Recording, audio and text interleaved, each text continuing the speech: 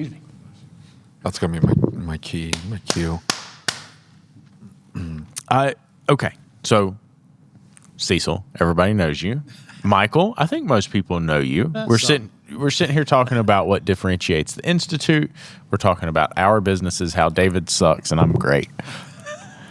It's not exactly true, is it? I think we both suck at this point. I think you're taking us off to the side already, and I think we want to stay more in the middle, right? Right? No, I am. David started a new business. It's a medical device and additive company. He says it's going to be way better than auto repair. Anyway, don't tell Cecil that. You can yell at me. Oh, that's what he's been doing all day. He's like over here looking up all of these drugs he's going to sell, like a legal drug dealer. There you go. No. I got to go on a 30-day cut, and I'm just looking at like ancillaries that I'm going to be adding to my protocol. That's all. Okay, so yesterday, David, for most of the people that are going to be listening, they have to live in the automotive world, and make their living in the automotive world, and be successful in the automotive world. So, well, here's for those of us that are not going to go and sell drugs or additives or whatever, then let's talk about David has a sugar mama. Okay, he's got it figured out. She pays the bills. I have shared a lot about Leadership Intensive after I went, because it was very impactful for me. It was very impactful for Chris. You must have used 2 or 3 big words, because he's like, "Oh, I don't understand this," and then that was the end of that. It's okay. It's all right. So you gotta like step down the vocabulary, whatever word it is that you threw out there. Gotta draw it out. No more than 2 syllables. Yeah. Keep it to 2 syllables. The minute you threw some kind of concept or some kind of word out there, he was like. Dory came in yesterday and she said, David said, "Can you analyze Lucas?" And she started to say something. And by the end of it, I think she realized that who needed to be analyzed was far beyond being analyzed at this point. There's nothing we can do about it. So we've I'm coaching with you. Yeah. David is coaching with you. Yeah. We're both working with you. Why did you laugh? He's actually coachable. So which is the amazing part. You know what, Cecil? I'm going to throw this out there. I'm not saying that because it's you. The reason why I completely stayed away from coaching for so long is that I just could not see myself listening to and abiding by most people. And it's not like I didn't respect them. Like there's a lot of people in the industry that I respect, and I appreciate them. I respect their knowledge and their intelligence and stuff like that. I don't know. It's different with you. I'm just telling you, it's different with you. I sort of don't want to disappoint you. It's very weird it's a weird dynamic for me, because normally, like, I don't care. Like, I'm going to do what I'm going to do.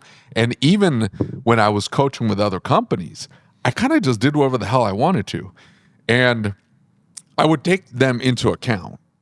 But I'm like, you didn't give me enough information. And I would go I would go digging down some rabbit hole to try to find some solution that I felt like, well, based on what they told me, there's more out there. I'm going to keep digging until I find the answer, and then I'm going to try to implement. And so eventually I would got to the point where I'm like, they're not really helping me. Yeah. I'm finding the solutions myself. And this is it's entirely worthless. It's just, and so. And it comes off as arrogant when you say that. It's not arrogance. It's like, hey. Did that sound arrogant? I wasn't trying to be arrogant. No, I don't think that's what Lucas meant in that situation. Can almost sound that way. It's just that, like, you get to that point that you've learned, and like you feel like you're in a stalemate. You know what I'm saying? Like, I've learned and I've learned and I've learned. You've taught me all these things, and the numbers are where they're supposed to be. And now it's like we're on cruise control. Yeah. And I feel like I'm paying for cruise control, right? I feel like I'm not driving. I'm not pushing. Like, I'm not in cruise control. That's not at all. But I do, like, I do go through these cycles. Burning the ground. Well, yeah, but I go through cycles of, like, everything's great, and then, everything's terrible, and everything's great, and everything's terrible, and just that kind of thing. But it's not even that. It's when there's a problem, I tend to, like, I can buckle down, I can put my head down, and I'm going to find the solution, we're going to implement some whatever, and we're going to fix this. I know I can fix this. There's very little that I encounter and that I don't feel that I can fix. Yeah. Okay. But when Cecil sits down, and you know, a lot of times you're not giving me information that I don't already know, but it's more like, hey, let's not focus on that. Let's focus on this. Put your head down towards this direction. Yeah. And then that accountability. Yeah. It's and then whatever it is you're telling me to do, it's like, I really don't want to get on this phone call and tell Cecil I didn't do what you told me to do. And so the conversation with Juan is like, hey, this is what me and Cecil talked about. I got a call with him in a couple weeks. Let's make sure we get this done. And then that's it. And then he's like, okay, all right, well, let's make this happen. And then that's sort of like, which I'm just telling you, like, I don't know that I could sit with anybody and have the same dynamic. It's very weird. I'm just telling you, it's very weird for me. I've seen him do two things that I see stand out, and one of them is he pushes his clients. Yeah. It's not okay to stay stuck, right? And I'm not saying you're stuck. I'm just saying it's like, so where are you going to go next? Where are you going to go next? And it's this natural forward-moving pressure on it. Sure. Right. Not blown. The second thing is he actually cares. Yeah, for sure. Actually cares. I think too that you have to be challenged, and you can't be challenged by just anybody. So it depends on, you know, I don't know. I don't have any magic. I learned what I learned from somebody else, but I've been doing it very, very long. And I think when I talk to David as opposed to Lucas, I'm having two different conversations. We may even be talking about the same thing, but I'm having two different conversations because, you know, I love what I do. I mean, I love to have those conversations. And I really do enjoy the fact that probably most of my clients, they don't want to quote unquote disappoint me because I am saying, okay, we're going to do these three things. Yeah. And I'm going to talk to you about this in 2 weeks. And then in 2 weeks, it's going to be, okay, what did we do? And what were the results? And okay, we got great results. Okay, now we have 2-3 more things to do. Yeah. Right. And for your comment just a minute ago, I have a coach. I have a coach. Right. Right. Michael has a coach. I have mentors in my life, people that I listen to. I constantly look for people that know more than I do in areas, and whatever it costs, I've never been disappointed in the return. Yeah. Okay. Yeah. And if I did have a coach that wasn't, I didn't keep them long. Right. Okay. And I think there are points in time where you look at like whoever's coaching you. Yeah. So right now we've got people coaching with, I don't know, there's 5 or 6 companies that you and I could name, maybe 7 or 8. Yeah. And then there's a bunch of small coaches that are like, they've got 5 singular or 6 clients kind of deal or whatever. Yeah. And if you're there and they're helping your business and you're happy with that, then stay there and get everything you can get, right? Right.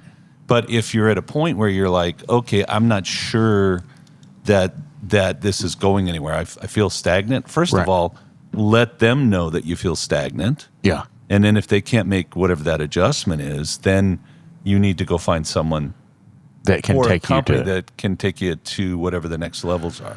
You know, I think that for me, I tend to get myself into a situation where I don't feel like I can see a pathway forward. Like I really want to be successful and I really want to get the shop where it needs to be and I really want to do the things. And when I was in the 3 bays, like I had it on cruise control to a degree and I could like make it do what it needed to do. It was simple. And then we went to 10 bays, and it's a very, very different monster. And then I wanted to bring in a manager. Well, when I went to Leadership Intensive, I realized, like, hey, I don't have the skills that I need to be able to do this at the level that I want to do it at, right?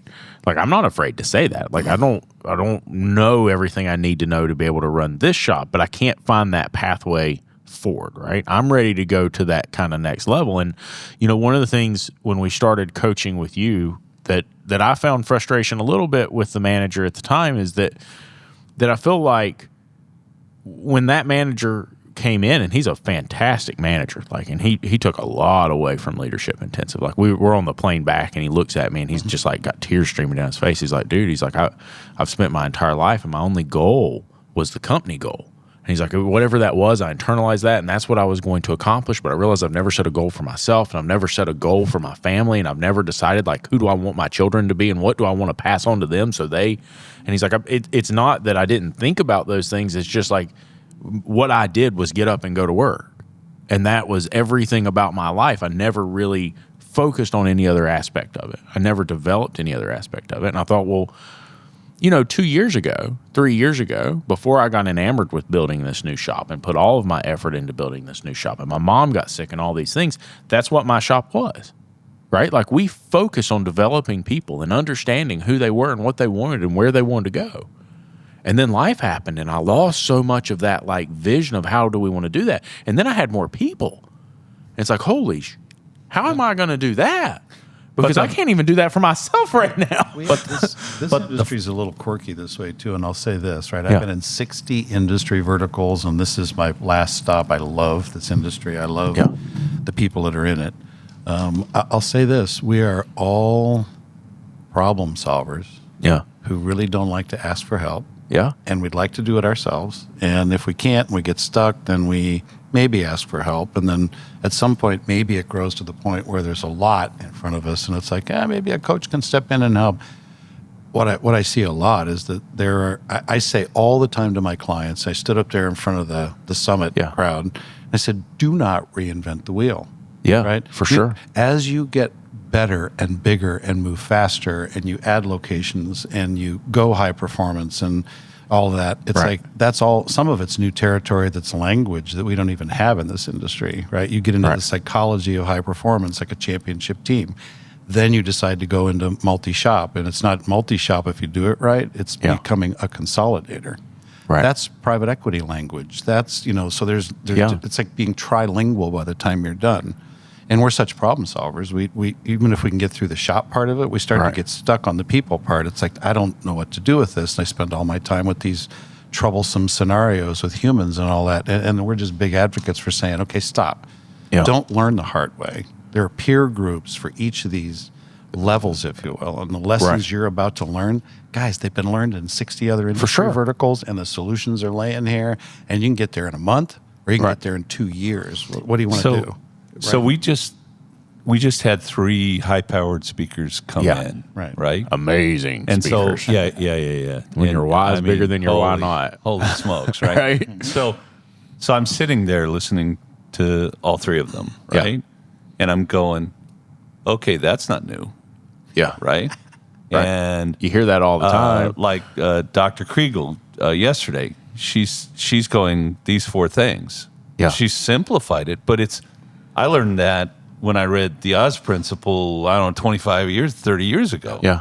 And we also, I think, in this industry, we tend to like really overcomplicate it. We think it's this huge, unbelievable, oh my God, when it's really, here's some pretty basic principles that if you follow them and you do them, you're probably going to be successful, right? Yeah. Can I say, too, that the hardest thing of those 3 layers I talked about is the running of a good shop. Yeah. Can I tell you there's less difficulty in the psychology of high performance? Yeah. There are fewer moving parts. It's easier to be a championship team and coach than it is to run a good shop. I'm not kidding.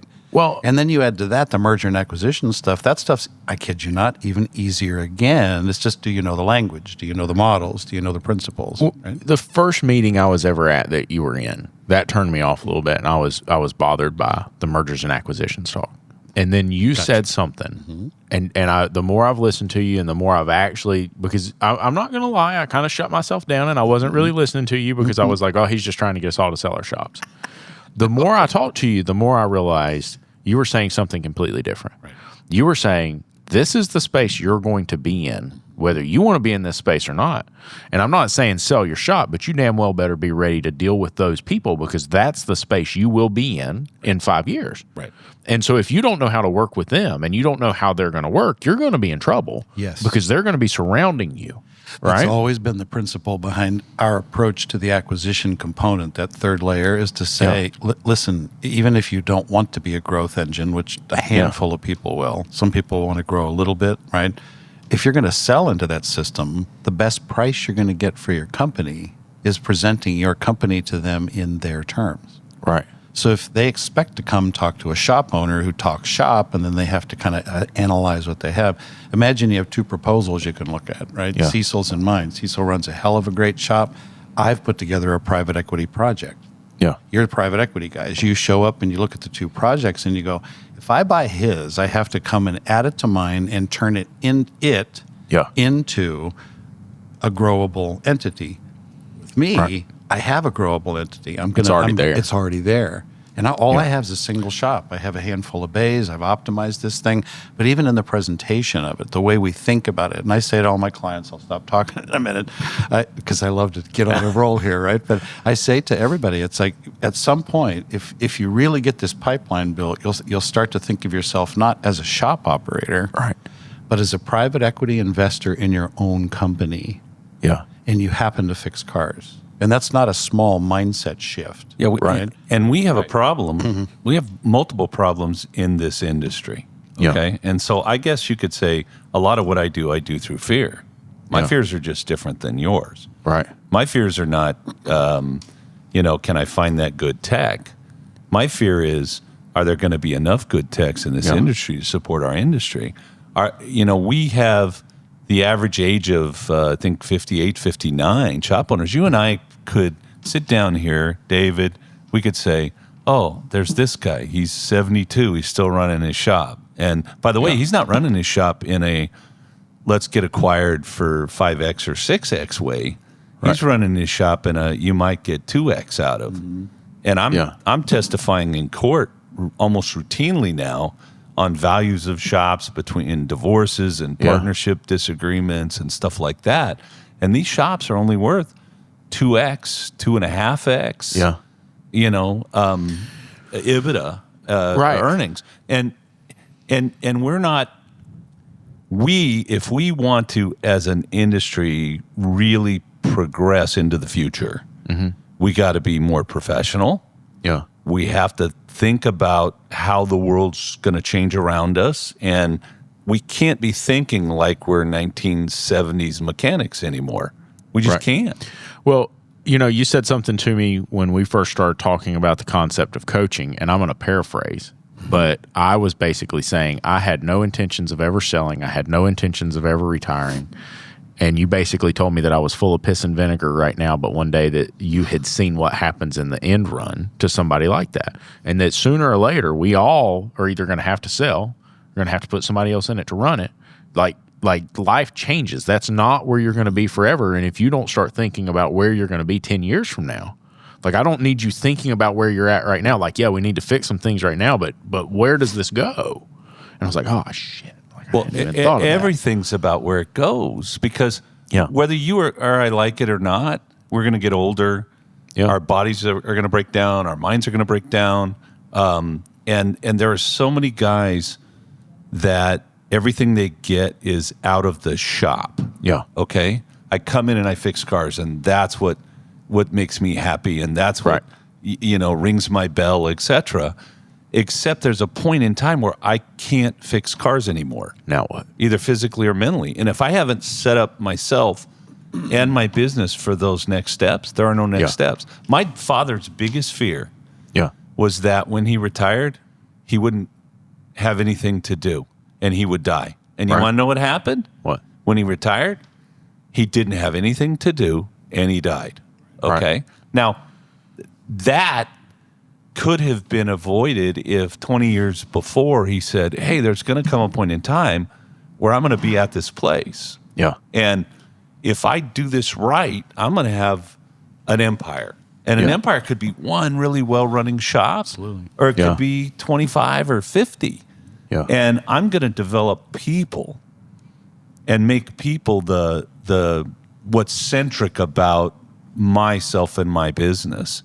Right. And if I develop people in my business and they know how to run shops and they know how to get cars fixed, then I'm done for life. Not only that, but I also brought a bunch of people up and along and helped them take care of their families and their lives. I've told this before, but at my mom's funeral, one of the old retired police captains from the town came in, and he had tears streaming down his face, and he came up and he gave me a hug, and he said, "I'm so sorry."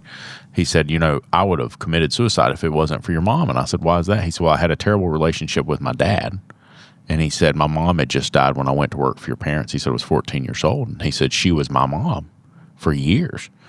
And I tell the employees of that business now, like, hey, this is not about where you're at right now. This is about where you're going. This is about the impact. And we want to raise you up as human beings. We want to help you develop as human beings. Maybe this is a dead-end job. Maybe this isn't where you want to be forever. But our job is to develop you as human beings and get you to a place where you have a better life because of your time here. And right? so how do I keep someone motivated? Yeah. Right? To, while they're here in this time and this now, perform at their best and believe in a very bright future. Yeah. Okay, for themselves, for the industry, everything. I got to tell you, man, every time somebody gets on and cuts down the industry, or shops suck, or we can't make any money in shops, part of me is just ready to throw up. Yeah. And part of me is smiling because I'm like, you obviously don't get it. Well, I'm ready to take things to the next level with the shop. I hired the manager, right? And he's doing a good job. We've been back and forth on some things with that, right? Me and you have, and me and him. And part of me feels like he came in, and not to do like a little live coaching session here. He came in and he had all these ideas of all these things that need to be changed. Okay. Now, for me, from the outside looking in, right, I'm sitting here saying, now, wait a minute, we did that because and you had told me, back off. Don't go hands on too much. Let them learn. Let them see if they're going to come through this. So there's some rules around all of this. Yeah, I didn't follow any of those. Okay. But what's the plan? Yeah. Where's the risk? Yeah. What are you going to do about that risk? Okay. So you can't bring somebody in. I mean, there are rare people. A friend of mine hired me 25 years ago. His shop was failing.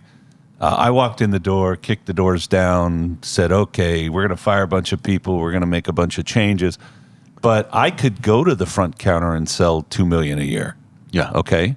I could raise the average repair order. I'd already done that. I'd already been successful at that. And I was also someone who, I don't know, God's gift, whatever, natural talent. I can look around and see the talent around me and know how to motivate or not motivate or get rid of, etc. But there aren't a lot of those people around. Okay. Yeah.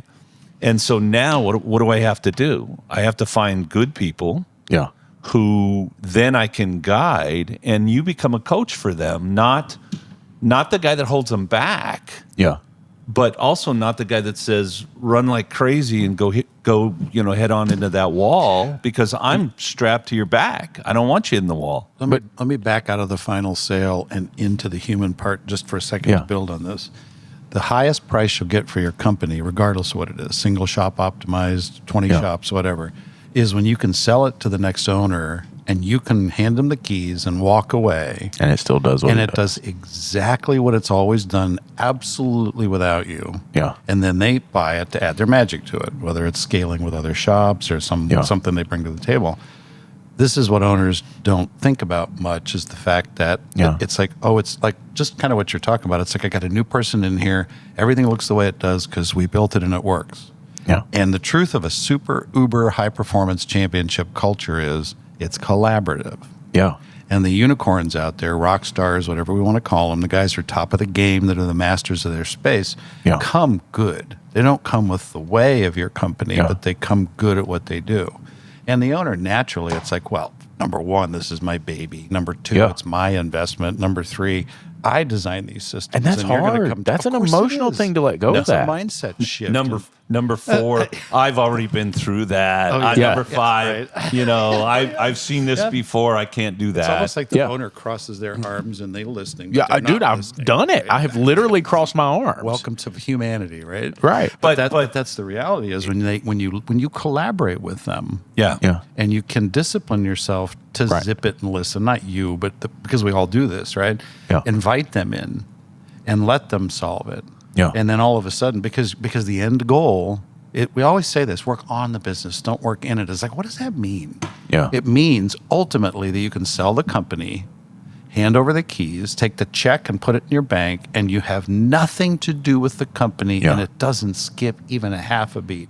Right. And so if you're not ready for that, you're not ready to sell it yet. So hang on. Yeah. Well, you need an exercise. Yeah.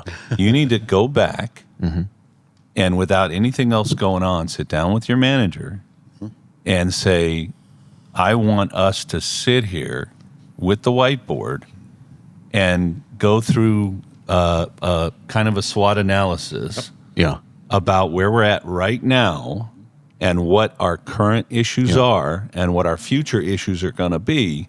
And I want us to discuss and come up with the plan that is going to take us from A to B to B to C. Right. Okay. Now, by the way, in the middle of that, I'm going to have another discussion with you because what we thought we were going to do is not necessarily going to work the way that we want it. And one of the big problems is, so now I'm pissed off. Your guy came in, he terminated a few people. And in your mind, you're saying, well, they needed to be terminated, but did we have to terminate them now? And the answer, I don't know what the answer is. Yeah. But that's conversation you and he should have had because the guidelines were there about. Yeah, and we did. We did. And it was just, I guess what I'm saying is right, like I take it back to brick in the wall, right? What was the first thing you started coaching me on? You're like, hey, listen, these DVIs are taking too long. Yeah. And so I don't want you working on anything else. I want you to take one brick out of the wall because what we need is why are we not hitting 40 hours a week per technician? Let's start getting this figured out.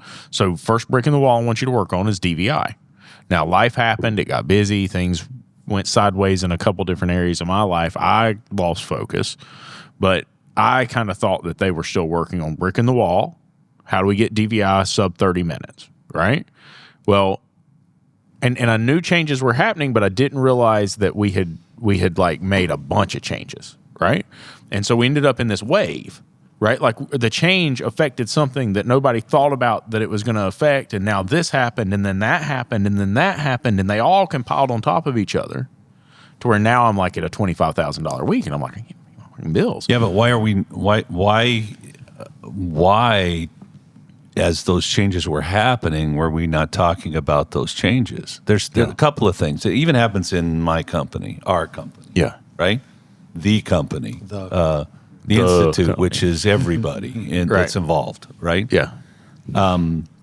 You'll go, oh, I want you to do X, Y, or Z. Or we'll have a meeting and, Ken will be like, oh, we're going to do this and this and this. And you're like, oh, that's great. Okay, go ahead, right? Go get it done, right? Yeah. And then like a month later, you're like, I wonder what happened to that. I wonder why our sales aren't what they need to be. I wonder why, all of a sudden there isn't as much money in the bank as I need to have in the bank, right? Yeah. Well, what happened? And it's because we didn't communicate along the way as things were happening to keep that, I didn't coach well enough. Exactly. That's exactly what happened. And so what got me into trouble is like I had in my head, I don't want to come in overbearing. I don't want to come in and say, no, don't do that. No, I don't want you to make that change, because I wanted them to feel like, hey, you've got autonomy to make decisions and make things happen. And then what ended up happening is that autonomy that I thought I was giving, because I gave too much autonomy, then I end up in a spot where I look like a jackass because I have to pull the autonomy back, and that looks way worse than not giving it in the first place. But instead of giving like full autonomy, years and years and years ago, when my kids were little, they did this thing called Odyssey of the Mind. Yeah. And you got a 7-year-old and a 9-year-old on a team, and they have to design a vehicle that's going to go through an obstacle course, going to turn on a light, make a balloon go up, blah, blah, blah. Yeah. And they asked the parents, like, okay, we want you have to coach them. Yeah. Right? And one rule, if we think you're the person that came up with the solutions, the team's disqualified. instant disqualification. Right. So what I got good at back then was, well, if that doesn't work, what are you going to do? Yeah. So think about it in That sounds these. familiar. Think about it in. I know, right? Yeah. Think about it in these terms.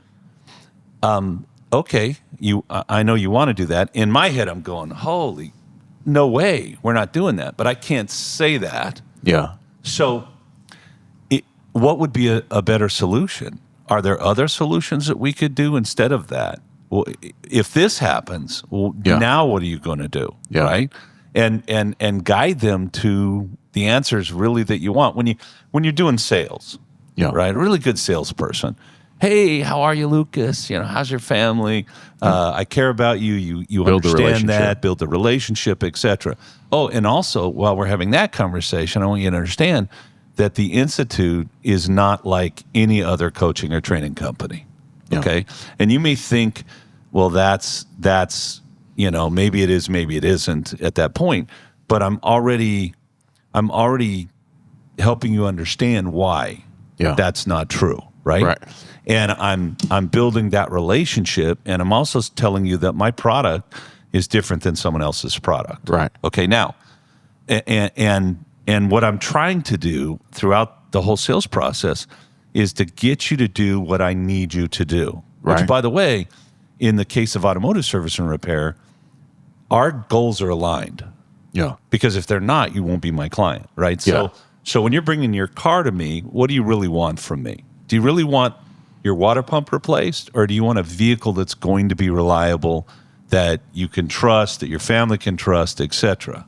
All right. So I'm telling you how Larry's Auto Works does things that guarantees that result, and why that's different than in every other shop. That's my unique competitive selling advantage. That's everything, right? And so as I'm going through it, and I'm going through it does need a water pump. Thank God you showed up, because it was low on coolant, and it can cause these issues. And so we got to do that, Lucas. Right? Yeah. Boom, boom, boom. Oh, and by the way, in our digital vehicle inspection, we identified some issues, and some of those are really important, and some of those aren't as important. And I'd like to take a moment or so and go through those with you. Would you like to know what those are, right? Yeah. And you're going to say yes. Why?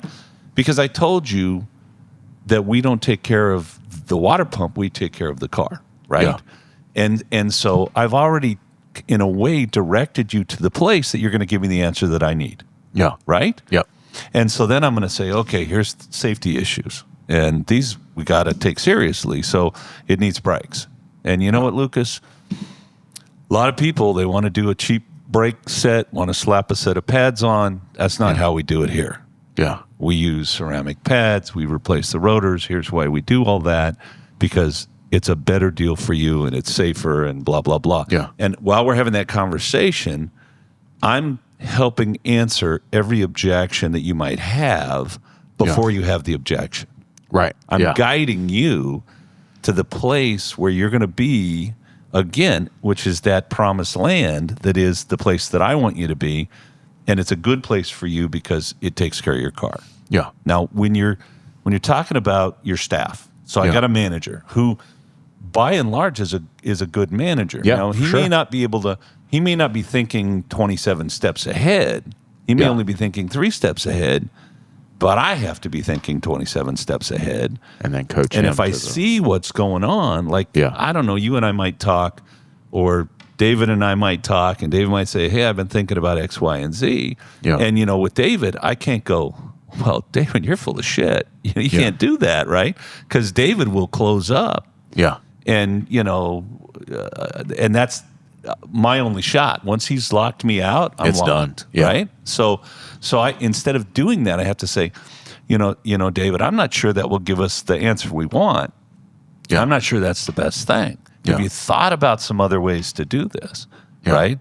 Well, if that didn't ultimately give you the result you want, or if that created this problem, now what, right? And so, again, I kind of know what the end result is I want. I've already had that vision. I know I want a shop that's got 4 great techs. I want to be doing, 2.8 million out of it. I want 2 service advisors. I want 99% of my customers happy, blah, blah, blah, blah, blah. Right.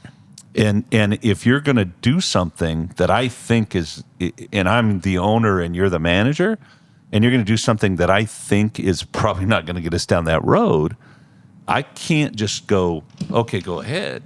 Yeah. But I also can't go, well, that's stupid, don't do it. Right. I have to try to coach you through it In a positive way. viable, good answer. Yeah. And if I'm smart, when you're done, you go, that was my answer. Yeah. Oh, Cecil, that was a great answer. I mean, you do that, not me, right? Right. They come up with the answer. Yeah. And so I always say when you're going like into a meeting, Yeah. you never want to go into a meeting, especially like a discussion where you might be disciplining or working on changing behavior or something without an end game in mind. What is it I want out of this thing? Because I got to figure out what that path is. And I might have to make some adjustments during the meeting, but I already know what the end result is I want, right? Right. And so when I'm coming in, I'm not going into a meeting unprepared. I'm going into a meeting With a strategy. knowing that I may have to convince you otherwise. Yeah. It's funny because if you talk about coaching David, which is different than coaching you, but like David and I hit him in the head with something, I think our second session or our third session, but I built the foundation for it first. Yeah. So that he had a hard time going, well, Cecil, I think you're lying, or I don't think you're right. Yeah. He went, it could be. All of a sudden now he's opened his mind up a little bit, so I can get a bigger pry bar in. Yeah. Right. Did you play the call for him? Did you ever play the call for him? I did not. I did send it to him. I sent him a bunch Where he of fell calls. asleep? The guy, that guy fell asleep. Yeah. Yeah. Yeah. That's rough. I don't think I've ever had that. Oh my God. What are you doing with your nights, baby? But in David's case, Yeah. he needs to be positive, right? I can't have any of my I mean, he was in here screaming a few minutes ago, like Yeah. how much he hates auto repair and how much he hates the cars and how much he hates everything about all of this. and you know what? If he does that in a closed room where nobody hears it, Little that's tongue in cheek, fine. Lucas. Okay. It's a little tongue in cheek. I know. Not much. I know. Not much. But your staff, if my staff saw me sometimes, I mean, this hotel on Thursday said, okay, you owe us $1,000 last week. Mm-hmm. And we'd already paid them several $100,000. Yeah. Right. On Wednesday, they said, oh, it's only $1,000 and there's a $75,000. We'll see what happens, kind of what you might spend. And so you might owe us another $75 when we're all done. And so, okay, write the $1,000. Okay, we're all set. On Thursday, I get a bill for $57,000. On Friday, I get a bill for $157,000. Okay, now, and I'm having, 200 shop owners show up at this hotel on Tuesday. Yeah. The next week. Now, if my staff saw me like in my office drooling and crying, right? Like, oh my God, holy shit. Yeah. Okay, so, oh no, don't worry. This is going to be fine. We're going to get this all worked out. It's not an issue, right? Yeah. And behind the scenes in my head, I'm like, okay, where do I go get another $100,000? Right? Blah, blah, blah, blah, blah. And because you've been in that position too, right? Yeah, for sure. But I can't have my staff see that part. Yeah. Right? Because I need my staff to think, and all We my can win. clients We're that gonna win. that We we're going got to this. win Yeah. constantly, Yeah. right?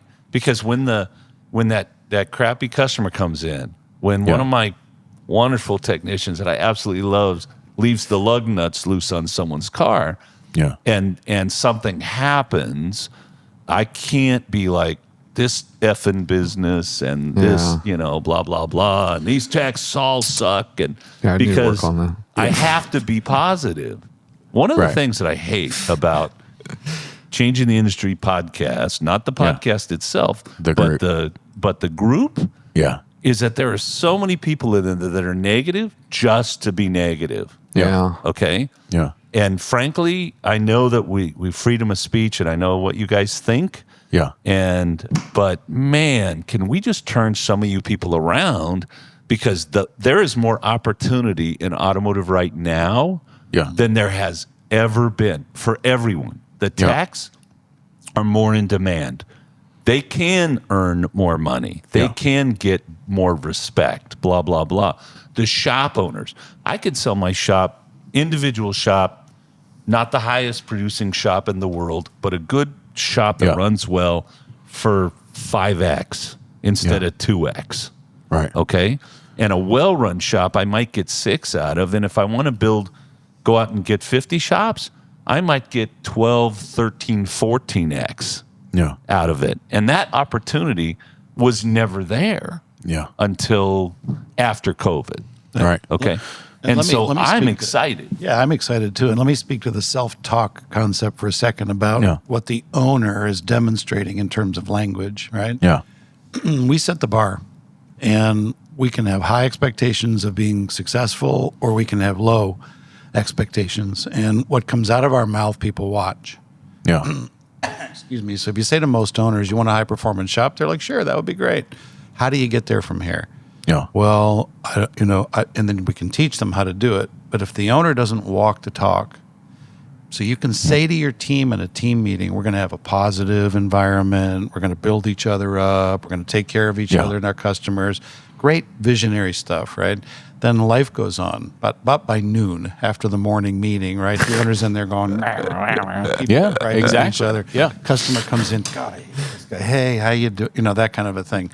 Yeah. If that, and this, we just had Dan Clark talking about that, right? That what you set up here as your expectation is what you want. Yeah.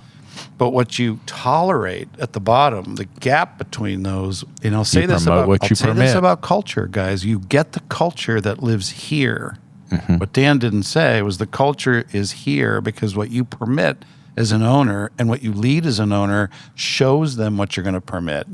So you want this, but you are delivering this, and they all aspire down to this level. But that's really like, for instance, this week was a drag. Like I emptied accounts just to get them through the week, and I'm like, dude, what in the world? And so it's hard not to say that, right? Like when the pressure's on. I don't think you have to. I don't think you have to hide the struggle. Okay. No, you don't. But I think you have to be the ultimate. What they call a person who's very positive. Because not David, optimistic person. You have to be the ultimate optimist because how long have you been in business? Okay. Yeah. I mean, I've been doing automotive for 44 years now. And by the way, during that time, I lost a company. I had someone steal $500,000. I shattered my ankle and spent 2 years in a wheelchair. I boom, boom, boom, boom, boom. And I'm not a smart guy because at least twice a year, I like to take off my size 14 shoes and stuff one of them directly in my mouth. And so I say something to somebody that is probably somebody I shouldn't have said something to, that now I'm 3 weeks apologizing and trying to make up so I can fix that. But ultimately, what I know is that at the end of the day, we are going to win and succeed. Yeah. Okay. And I don't have a problem like gathering everybody together and saying, hey, this is like an all hands moment. We got to get our head together. We need to get a bunch of cars out. I need your help. Right. Yeah. And winners win and losers lose based on what they believe. Yeah. So if you believe you're going to win, but you talk like a loser, you create a belief structure of loss. Right. So we have to be consistent, right? Yeah. Our belief structure matters, and then how we talk about and decide around it's like what your parents always said, you get what you say. You get what you say. Right. And I mean, like you in that class, you went over the psychology of why that happens and what happens, and it's because it points you on a path, and you follow that path because you said that's the path you're going to follow, whether you meant to do it or not. And I want the owners to take away from this conversation. It's like it starts with you. Yeah, for sure. You can't be sitting, and I'm not looking at you, brother. You take it for what it's worth. You can't sit in your, you can't sit in your and by the way, and be negative. I know a team that flies, right? Right. Because they're looking in the window, looking at you. I know that setting the pace. We kind of pick on David. Some. We're teasing him. This is a good guy. It is, right? And this is a guy who cares, and this is a guy that ultimately at the end knows he can be successful, right? Yeah. So I understand that the psychology of leading people is not about being negative. It's not about letting them run wild and free necessarily. Yeah. It's about being positive and guiding them and coaching them to that success. And if you can do that, everybody will win. You know, the secret of coaching, what we do in coaching, the idea is to light a person up on their own path of excitement. Right. That's what coaching's about. Yeah, And when for we sure. do it with owners, we sit down with you guys and go, what do you want this thing to be when you grow up as a company and all that? And the point of it is to help the owner get tuned into something that here's the core. It means something to them and they believe in it. Yeah. And when they believe in it, then they start to put their energy into it. Yeah. And if the belief structure is this thing's going to win, they will find you leadership intensive. They will find the way to win. There's no game plan for this. Right. They believe they're going to win, and it means something important to them, and they will find a way. The opposite is also true. Right. Right. So when we talk to owners in coaching, it's always like, what's your why? And what do you have in your hand? And if you want to talk high performance culture, we can do a SWOT on it. We can walk in and look at the culture and say, okay, you have one leader on your team that's terribly negative in their delivery. You have a leader that's incompetent, that's causing trouble. You have one toxic employee, and you look at that stuff and you can either fix or not fix those things. But it's all about taking the negativity out of the expectation set to be able to go to the winning belief structure.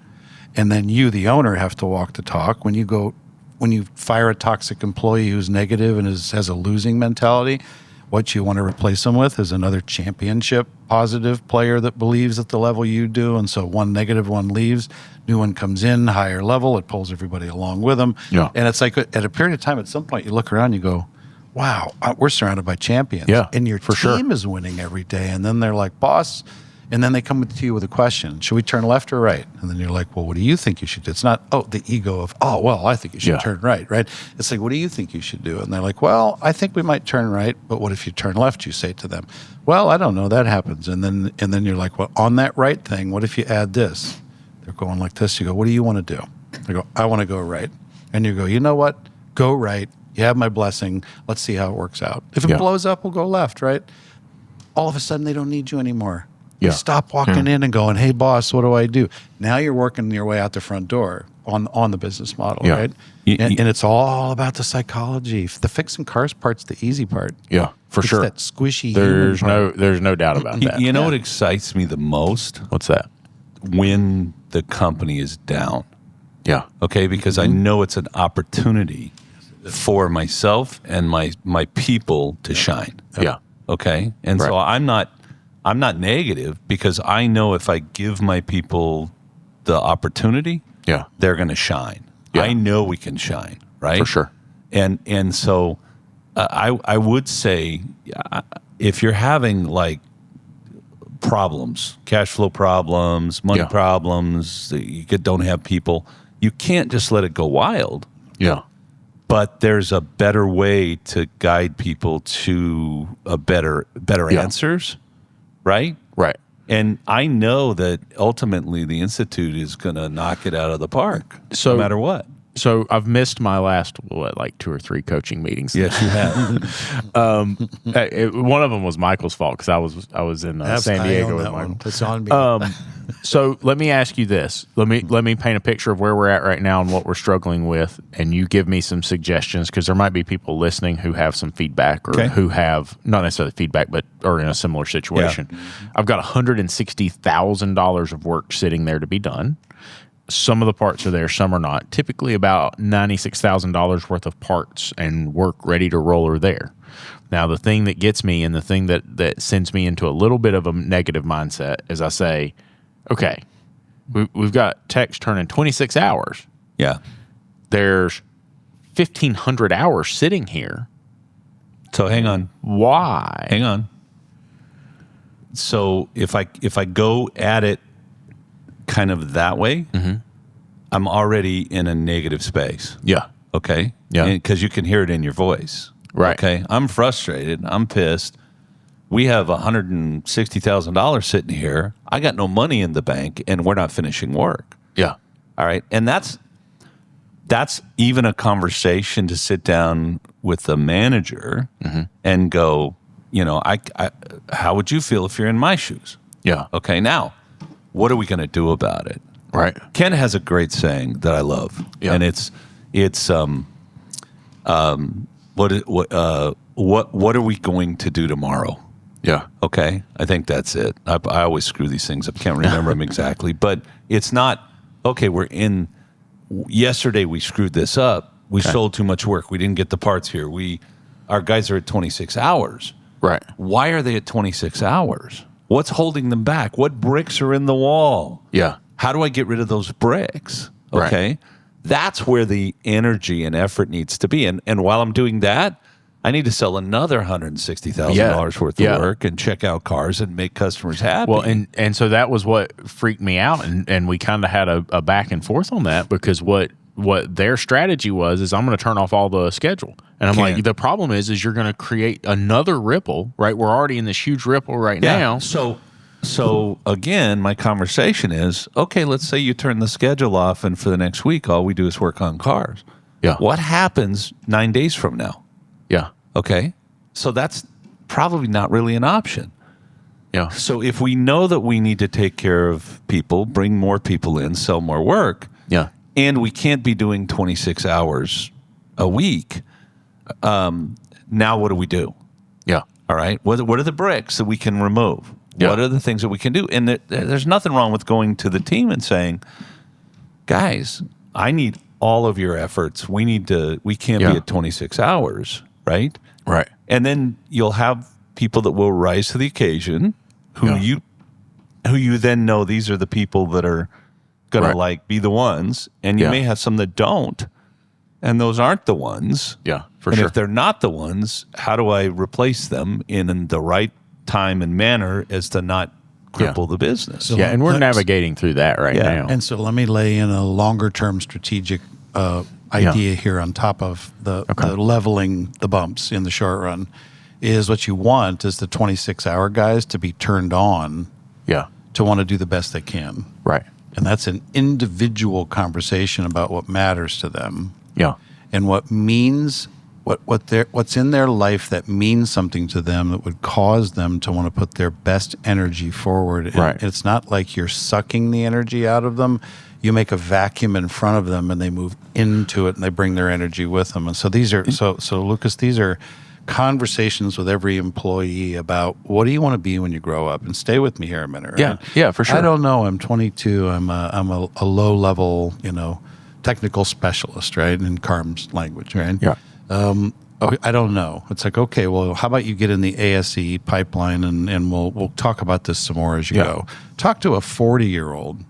And what do you want to be when you grow up? It's like, I'm starting to wear out. I would like maybe to become a foreman at some point. So they're beginning to get ideas about what they want to do in their life. Yeah.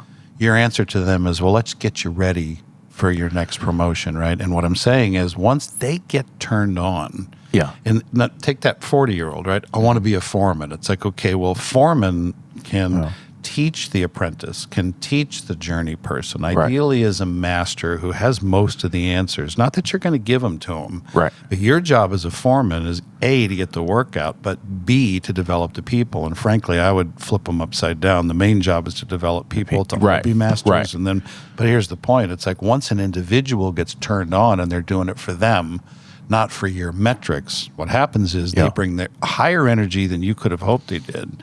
They perform higher than you think they did. And believe it or not, they're going to turn to you guys and go, can I have my performance numbers? And it's like, wow, I used to have to shove them down your throat and leave them in a toolbox and beg you to read them.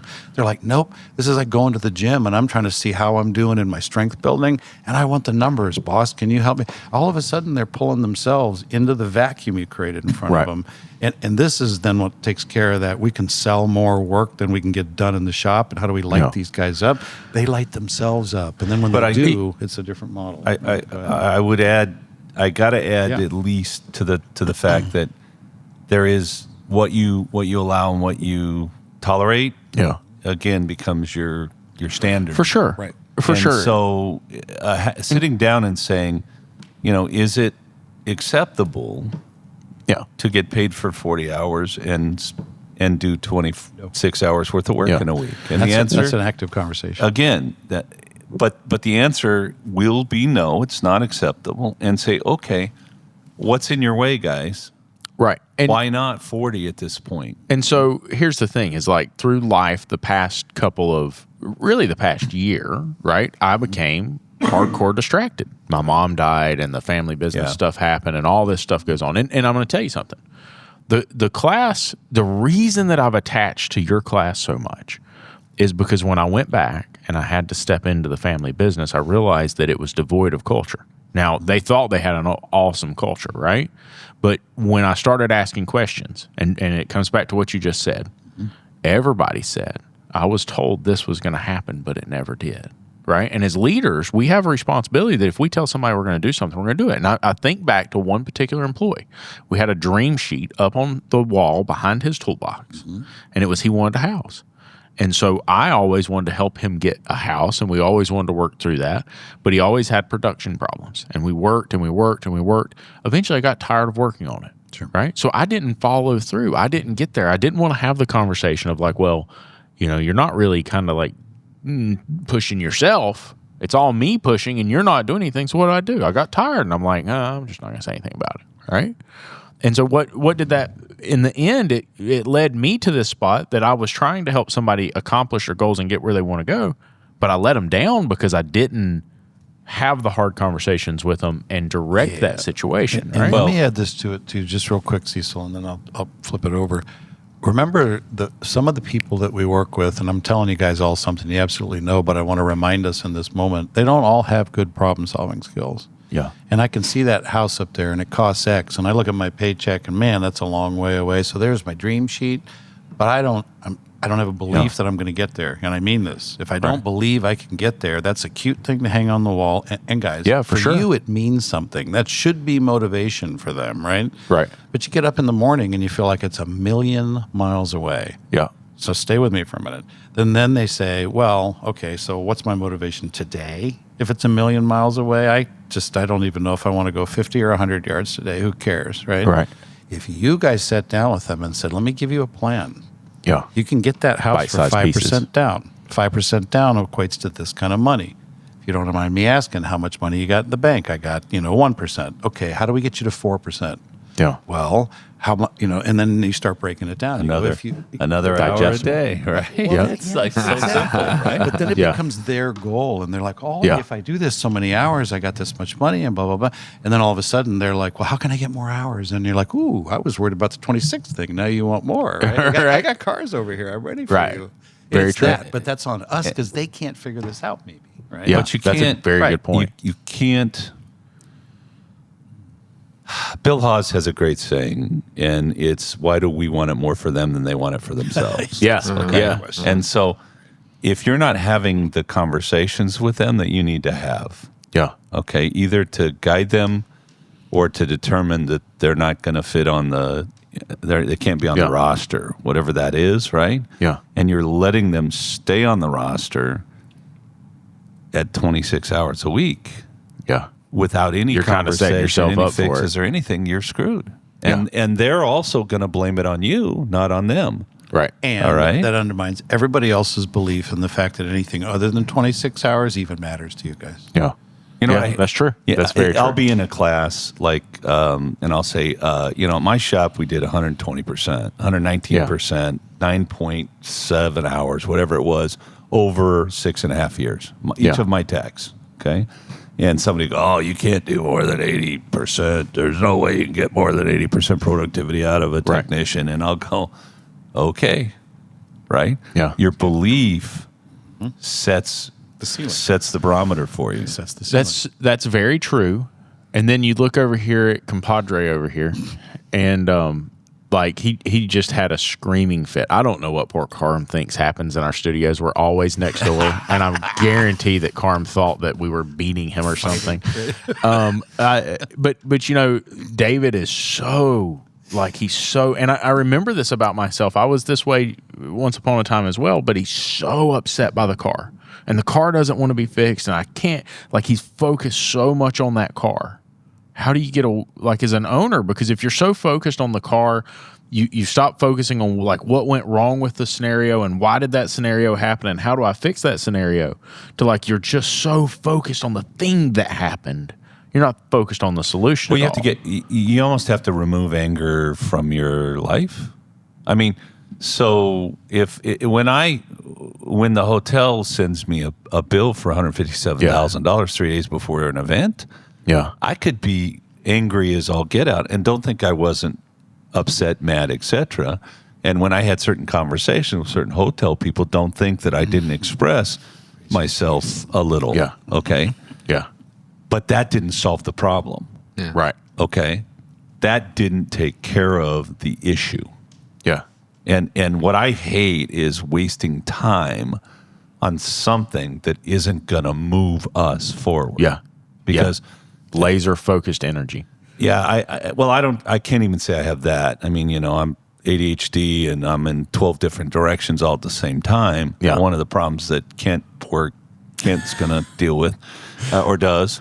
But I think that energy spent in anger is wasted for sure. Is not energy spent on solution. How do I get these people where they need to be? And if you're afraid to have conversations with your people, the hard conversations, they're how do you get him to the point though? Because like I'm disconnected from that. Like I know about some of the problem cars, and I might have to go in and deal with some of them, but they don't impact me. I don't feel them. They don't affect me. Go backwards to what I said earlier.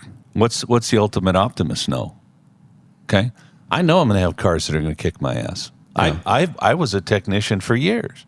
If you think you're going to be a technician in this industry and not have a car every once in a while that's just going to kick your ass, you're crazy. Yeah. You're nuts. Okay. Yeah. So this is an ass kicker. How do I get past it? Or do we even have to deal with it? Okay. Back to the psychology that's behind high performance, right? Why is it so frustrating? Because a particular car is difficult. Why? Not for you or me, but for that individual right there. They're having a visceral reaction to a bolt that won't come loose, right? Yeah. And it's like, okay, that's not about the bolt, guys. That's not why they're upset. Yeah. They're upset because, one, they're frustrated, but beyond that, it's like, where does that even come from? Because I get stuck with a bolt, and I don't know, Cecil, could you loosen this? That doesn't drive me up a wall, right? Yeah. You got to go, some of the stuff we talk about, the leadership intensive, it's like, what was the nature of their confidence, their belief structure in themselves that even comes up out of childhood, their corporate experiences, their other places that they worked. Yeah. And we have this negative thing in the industry. We give each other a hard time. It's sarcasm. It's teasing. Maybe this young child, all the way through a young adult coming into our industry, was highly criticized by parents and teachers and coaches. Yeah. They show up at work. The first 2 places they worked, it was just that negative, toxic culture. Yeah. You make one mistake, people pick on you. So the point is their self-confidence is very low. Yeah. Their self-esteem isn't there. Right. And so then they're barely hanging on as a group member. And this sticking thing, they're like, they don't want you to know. They don't want their peers to know. They're afraid to be found out to be incompetent. What if you start to judge? And all of that's rushing out in the moment that they can't get that bolt loose. And it's like, this is not a big deal. It's like, not to you, but to them, this is a crisis. And I'm not saying you let it go, but I'm saying these are some of the things too. It's just that are like, building up behind the scenes. Building up behind it. And that's when we have an opportunity as their player coach, right? We're in the business where hopefully you're their head coach, you're working on the business, but walk up to them and say, hey, can I, not so much even can I help you get the bolt loose, but it's like after it's over, say, hey, can I help you, right? What were you feeling in that moment? And you don't have to be Mr. Amateur Psychologist, but the concept is it's like if you see aberrant behavior like that, where everybody else that gets stuck's okay to a point, they're losing it early. Like he said, everybody gets stuck at some point. Yeah. And a master, I'll tell you the difference between a journey person, apprentice, and a master. A master's been through so much success over the life of their journey person part of the journey. They're good at what they do. The master wants the problems nobody else can solve. Yeah. So they're way past being, angry about the car that they got stuck on. The true masters are like, that's the one I want. Yeah. By the way, when you give it to me, leave me alone and don't tell me how to do it because I got this because I want to figure it out. Well, I want to be the one guy that got this. Right? I resonate with that because it's like the shop for me is the challenge, the struggle is what drives me to keep going, right? Because I like solving the problems and I like pushing forward and I like getting to the next level. And I did lose some of that, right? Like after we built the new shop, it was like all of the things I'd put in front of myself as far as the goal were gone, right? Like, so that's all gone. Cecil, where do I go next? I mean, I've thought about, do I take the manager and put him in a manager group with you? I mean, what's the next step for my shop? What do I do with the Institute to fix some of these problems in my shop? What I think we need to do, at least the next step, is the three of us need to sit down and talk about the situation and what the potential solutions are for the situation. Okay. And how did we get ourselves here, and why is this not a good place, and what do we need to move forward with? Now, your manager probably needs training, okay? Yeah. I'm not sure yet he's ready for that piece. Okay. So I think that after we have that conversation, you and he both will be better prepared to face whatever challenges. And that's a point where, okay, let's get him into management group manager training. Okay. Okay. All right. And that's what I would say. Okay. But, I love it. But I got one more comment, and then we're probably going to need to end this. But yeah, because it's weren't you supposed it's like to be 20 somewhere minutes past where we were supposed to be somewhere else. So no, it's actually 30 right now. But hopefully, like, we create these challenges for ourselves, and we say, if and when I get this, then I'm going to be happy, or if and when I get this, I'm going to, then I'll do whatever the next thing is. What's the next challenge for Lucas? Right. Okay. And by the way, just like you can't stop working on bringing cars in your shop because you got all this work, the challenge for Lucas can't be not the shop. Yeah. Because the shop has to be successful in order for Lucas to be able to do what Lucas wants to do. Yeah, for sure. And so what's the next goal? What's the next challenge? What's the next focus for you? Yeah. In the meantime, I still have to coach my manager and make sure that my shop is successful. My manager has the tools he needs to be How successful. do I define what that is? Right? Like, I've got so much going on in life. How do I define what the next step is? Well, again, that's a conversation certainly you and I could have and talk about what you think that might be and give you some ideas or some challenges. Let's do it. And we could do that whenever you're ready. Got it. You know what I'd say to that. You didn't ask me. I'm going to tell you anyway, 'cause I cannot do it. This fits into life. Our work is a part of our life, and only a little part. So the bigger picture is, where are you in life? All of us, that question. And where are we going? And how does the work part fit into it?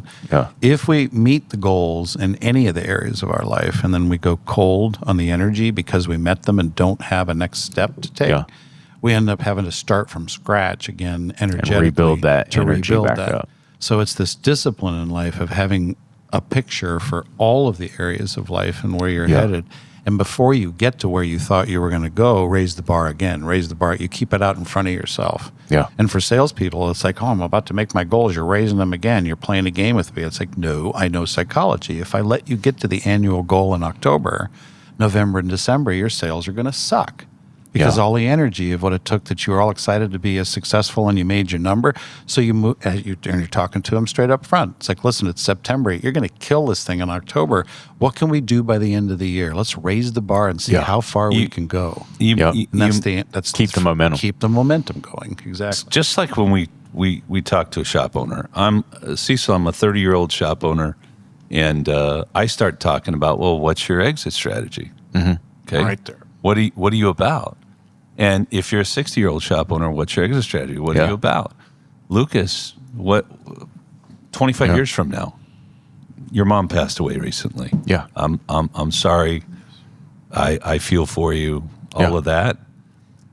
At your funeral, right? What do you want people to do and say about Lucas? Yeah, for sure. Okay. Because that's ultimately will then guide what actions you take today. Yeah. Okay. Amen. And so I want you to think 25 years ahead to what my legacy is going to be. Right. There's an old exercise in my industry where I come from, the human performance and all that. where it's called a Tombstone exercise. And it's very simple. It's model and sounding, but it's not. It's like it's a way to get to your legacy. It's like, okay, write your epitaph on your tombstone. Yeah.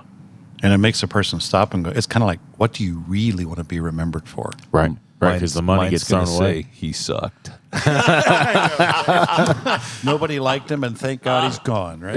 Right. Exactly. David, is that what you wrote on your tombstone?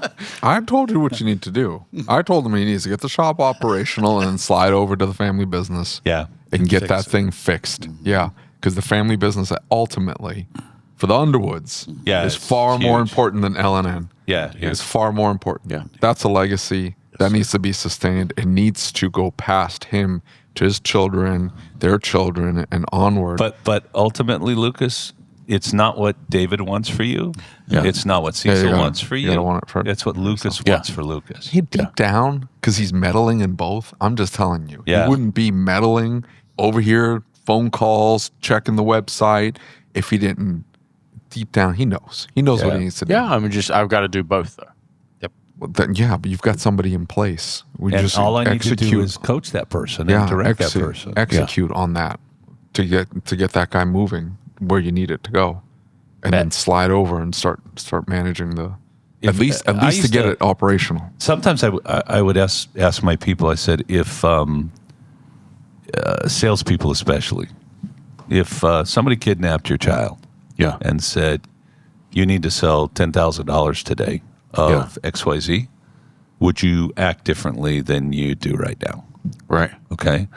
So I want to sit down with the manager and say, if this was everything and your life depended on it, what would you do differently than you're doing today? Yeah. And that'll give us some direction. For sure. And we can guide him through that, and he can start directing and guide. So you can draw your attention away and put it back on the family business, which is where you feel you need to be. Yeah.